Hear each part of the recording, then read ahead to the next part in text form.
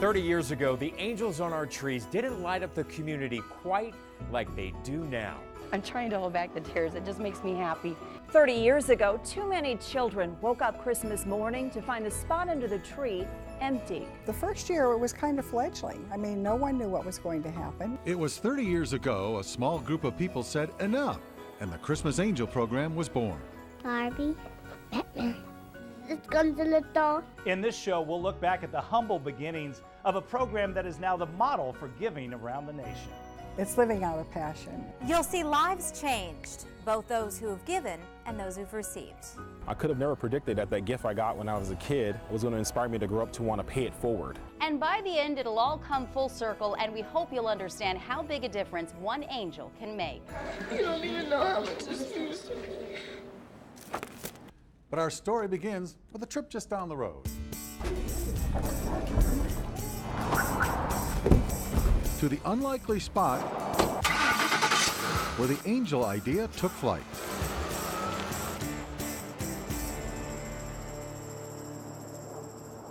This was home for a very long time for us. Some of us call Marlene Klotz Collins the mother of Christmas Angel. She was 3TV's Community Relations Director in 1985. Your first complete television newscast of the day. Back when this dirt lot near 16th Street in Osborne, I think the building was right, essentially the main building was right there, was our television studio. While Phoenix sleeps, we're already on the job. And newscasts look like this. Hello everyone, I'm Cameron Harper. Gone from that time are the Care Bear toys that topped Christmas lists that year. And the strange-looking cars that one wild-haired doctor turned into a time machine. 88 miles per hour! But on this unassuming piece of land 30 years ago, right here, Marlene and others were imagining a different kind of future. One where kids in need got to have a Merry Christmas too. Here we go. When the concept came to us, it wasn't like we know it today. Before the trees were filled with tags, before the warehouses stocked with toys, Deal. before there were angels overjoyed, Thank you so much. there was an army looking for people to help. The Salvation Army before Christmas Angel was desperate every year for toys. No one knew what was going to happen. The Salvation Army needed a way to reach more families and found it in a small test program. The Christmas Angel actually started in Richmond, Virginia, 36 years ago. But it was here in Phoenix that Marlene and her colleagues figured out how to make it soar. And we said, we can do a whole lot better than this. They knew they had to make it more visible and more personal. And that's when the whole idea about trying to go to a mall and putting angels on a tree and having people adopt them. Tags on the trees, a simple but powerful idea, and each angel tag telling a different story. The kids in need were no longer mysteries. They had names, ages, and personalized wish lists. The magic starts when the tag comes off the tree. For the givers, it was a simple process. Take a tag, buy the gifts, and leave them with the Salvation Army. Soon you start to see the glow of a Christmas angel. To get the community involved, Channel 3 made the needs of all those families news. And we told compelling stories, of families who had registered and really needed assistance. How can you refuse those kids? The station then, as it does now, put 100% of their resources behind it. We were on the air constantly, as you know. I mean, you were on the air with us. That's the absolute deadline. Monday is it. And with a boost from the airwaves, the Christmas Angel program took off. At first, just Christown Mall, half a dozen trees, and 3,200 children served. 30 years later, 15 malls, more than 50,000 kids, a well-oiled machine. It's the power of television and a community that wants to give back, and we showed them a way to give back. Now the latest on the Christmas Angel program. Just looking for an action football figure. It hasn't always been easy. Marlene remembers anxious days wondering if donors would meet the need. They called me in the morning and said, we're not going to be able to make the day, and I went over, we met in the warehouse. I called the station, the news desk, and we just went on the air and did hits all day, yeah. Yes, I did. But we made it. We did. Yeah. And when one angel comes through for another, fantastic what these people have done. There's nothing better. You don't even know how much this means to me. Back in our edit bay, she watches stories from a couple of decades ago. Stories that repeat themselves year after year. That wonderful person whoever she is would give me her address, I'd gladly send her a letter. And it just hasn't stopped. People realize the needs are there and they just want to help. They're checking out all the different presents on the tree. And I've met a bunch of people who have said to me, you know, I got toys from Christmas Angel. I wouldn't have had Christmas without Christmas Angel. And they're like the first ones back every year giving toys. They are. Is that amazing? It is amazing, and it's very inspiring. Did you ever envision anything like that back in the day when this got going? You know, I've been thinking about this 30-year thing, and it's like, I don't think I didn't even think about 30 years from now, you know, where we would be. Where we are is half a lifetime from where we've been. Barbie, Batman. Let's go to the doll. I want Christmas Barbie doll. After 30 years, the Army on the front lines has a bigger arsenal than ever for a mission among the most important there is. The best. Putting a smile on the face of an angel. Touches my heart. That's what it's all about. That's what we wanted to happen. And it did, and it does. For 30 years, we've told the stories of families who weren't sure about their next step. All they knew, they couldn't do it alone. And so they did something that takes courage and humility. They reached out to the Salvation Army and they registered their children as Christmas angels.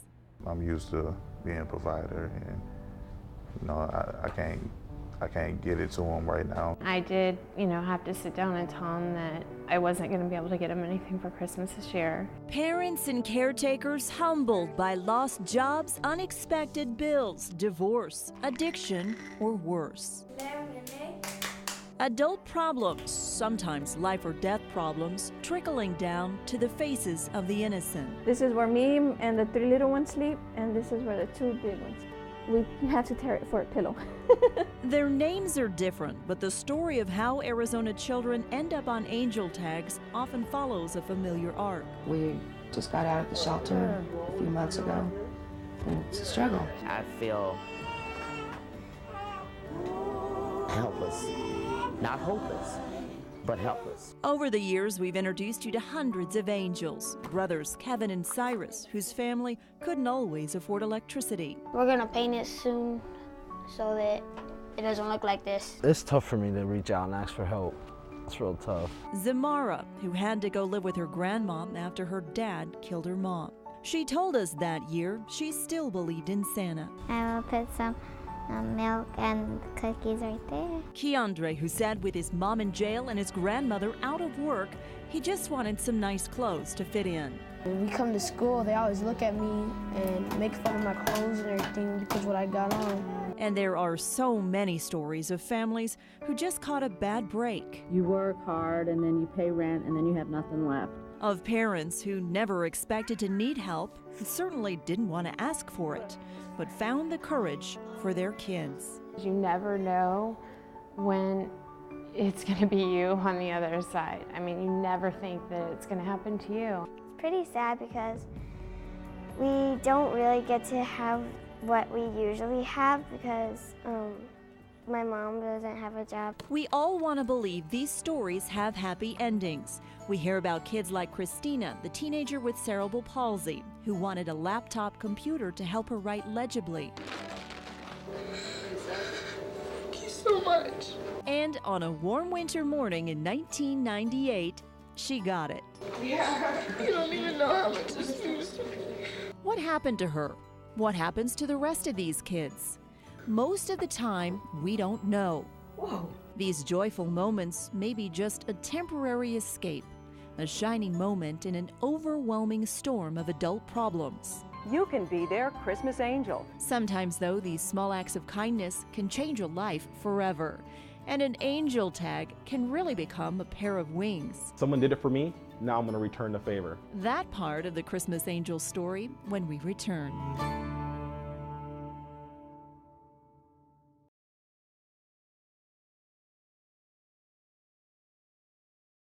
A few minutes ago, we told you about Christina, the teenager who wanted a computer for Christmas. Well, it turns out we do know what happened to her and her family. Almost 20 years later, the gifts they received and the kindness they were shown has had a powerful ripple effect.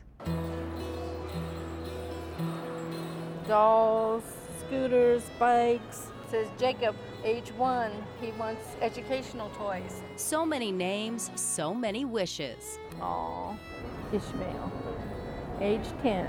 And Valerie Burks wants to get something for every one of them. There's always a way to try to help and give. But on this day, inside Superstition Springs Mall, I'm not looking at Thomas Kincaid stuff. Valerie and her granddaughter Ivy are shopping for one. We need to find a football and some cars. A young boy named Ishmael. Might be upstairs, but we can ask somebody. Holding hands, they talk about the past. I used to love to bring you guys to see Santa when you were little. Christmas means something to the Burks family. That way. Because Valerie's girls were Christmas angels once. Guess what they have? She knows when you take a tag, you give so much more than you could ever imagine. That's the one. When we first met Valerie, it was 1998. She and her daughters were alone in a cramped apartment, limited money, father out of the picture. Because it's still Christmas. You gotta have the Christmas spirit, whether you have, things to put under the tree or not. Valerie still doesn't know who, but someone signed up her family for the Christmas Angel program. I didn't know that we were in for a big, big surprise. At the time, 13-year-old Christina was too old to be an angel, but she did have a wish. For a really long time, I've been wanting a laptop computer because I can't write really well. I have cerebral palsy and it slows down the muscles in my arms, and it's harder for me to write. 11-year-old Angelica dreamed big too. The first thing I really want is braces for my teeth because they're crooked. Valerie didn't expect much. Then came Christmas Day. Good deal. Braces for Angelica. This is the best thing that could happen to me. A computer for Christina. Thank you so much. Yeah, you don't even know how much this means to me. Christina knew right then and there a stranger's generosity would change her life. Maybe now I can start getting A's in school. Valerie still has that computer. She says the love her family felt that Christmas had a ripple effect that transformed all of their lives. She didn't want to smile. She always felt, self-conscious. For Angelica, an immediate confidence boost. It was the best thing that had ever happened to her, and I couldn't give that to her, and somebody else did that for us. For Christina, a new belief about what was possible. She could write, but it was really hard for anybody to read. So a computer, oh my goodness, it changed her world. She went on to college even. This is Christina now, a mother herself who still carries that Christmas of 1998 in her heart. If that wonderful person, whoever she is, would give me her address, I'd gladly send her a letter to tell her how grateful I am for this. Because it's like my whole life has been all about not being able to do something. Now it's going to be about what I can do. I think this is a good one. And so every year, with her granddaughter by her side, You trying to do credit? Thank you. Valerie gives back. The sparkle in that kid's eyes on Christmas morning. Because 17 years ago, someone bothered to take a tag with her family's name on it. People helped her. I think it's wonderful. I hope God blesses them for all that they've done. Her story is proof, even with so many names and so many wishes out there. She wants a dollhouse, easy bake oven, baseball stuff. You don't have to light the whole tree by yourself. One light is enough. When you realize that people gave to you, and you're in a position where you can even just do the littlest amount, you want to give back. So that's the impact a stranger's generosity can have on a family. Devin Del Palacio is an example of what it can do for an entire community. As a child, he was a Christmas angel. As an adult, he's dedicated himself to a life of service. Hey, listen, there's a lot of entrepreneurs around here. This is my community, the Cofield Project Housing. This is where I was raised. Everyone was very creative in this environment. Just trying to figure out a way to make some change to survive. I see the kids here running around at the same playground that I once played at, and I see myself in them.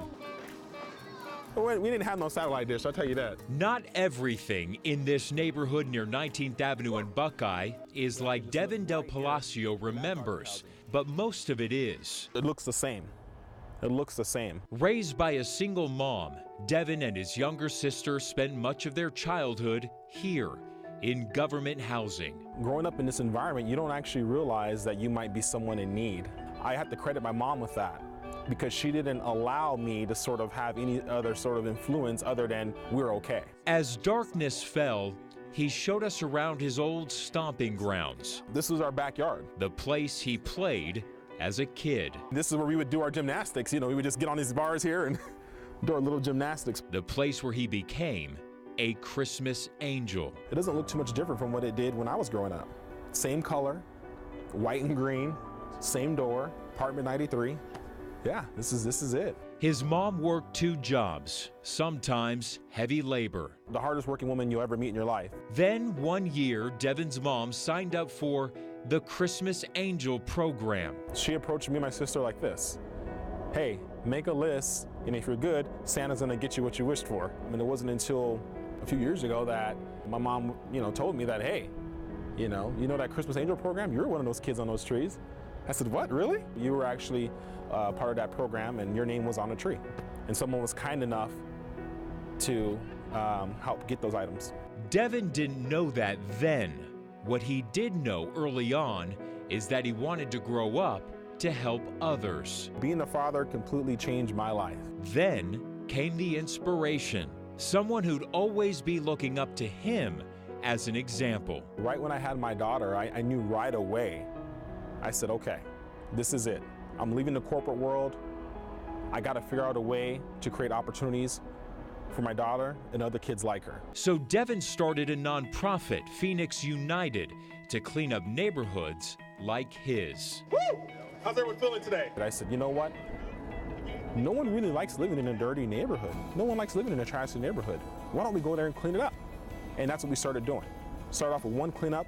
We only had 5 people come out. It was all family members.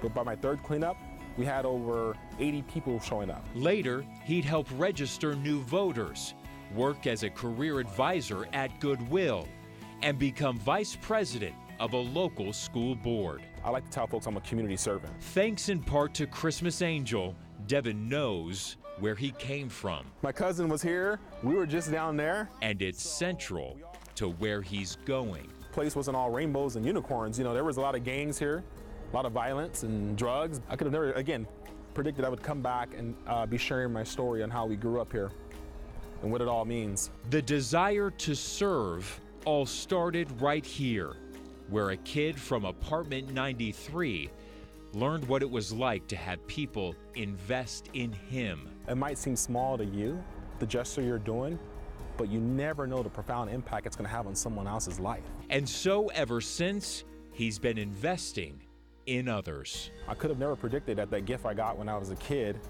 was going to inspire me to grow up to want to pay it forward. I became a school board member again because I wanted to inspire change with our youth and ingrain the message of service and giving back. So this way, when they grow up and they're out there and they're successful in their careers, they don't forget where they came from, and they come back and invest in their community to inspire other kids to dream big. There are so many ways to give, so why do people choose Christmas Angel year after year? As we found out again this year, most of the time it's personal. Just kind of went back to my brother and just maybe getting to feel that connection that I never really would have gotten to buy him a present. And he passed away at a young age. Last year I actually found one that had my brother's name on it and was 2, and that's how many years we are apart. So I was like, oh my gosh, I had to grab that one. It was it almost hit home. I showed my mom and dad, and they just started tearing up in the mall. Christmas Angel means to me that to give to other people. To give. It comes back in time. You might not get it back tomorrow, but it comes back to you, to everybody. There are angels. We found a lot of interesting Christmas Angel footage in our archives, like this doll, which isn't creepy at all, or this hot soundtrack of Christmas cheer, complete with some 90s era saxophone. But if that doesn't make you wave your hands and shake your hips like old Saint Nick, maybe this will. Be an angel, shine for all to see. Be an angel. We'd love love to hear your Christmas Angel story. Write it down or capture it on a short video, then share it to the 3TV Facebook page using the hashtag Christmas Angel. We'll be right back.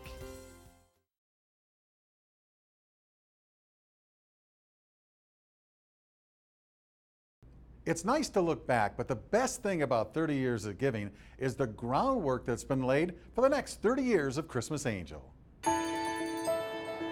You and I spent a lot of time at Christown Mall. We took Marlene Klotz-Collins back to the place where it all started to talk about where Christmas Angel goes from here. It absolutely will continue to grow because the need continues to grow. This year we're anticipating helping about 55,000 children. One of the biggest changes we have this year is moving the age limit from 12 to 16. Right. That's huge. We've seen recessions and, good times and bad times. Boy, I'll tell you what, that community, it's always there, isn't it? They're always there. And so, with more trees to tag, more shelves to stock, more kids to delight, Christmas Angel marches forward, steadied by the beat of Christmases past. Now it's going to be about what I can do.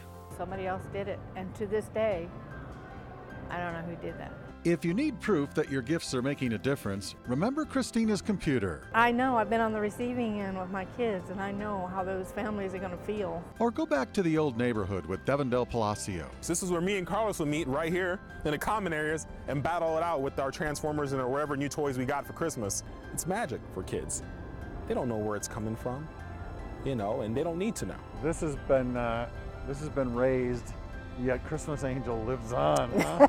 And it will. From the corner of 16th Street in Osborne to the old Christown Mall to homes all across Arizona, it's a tradition growing stronger by the year. Christmas Angel is a gift that this community has grown, and it's been fueled by the passion of this news station and radio that gets behind it and the malls that get behind it.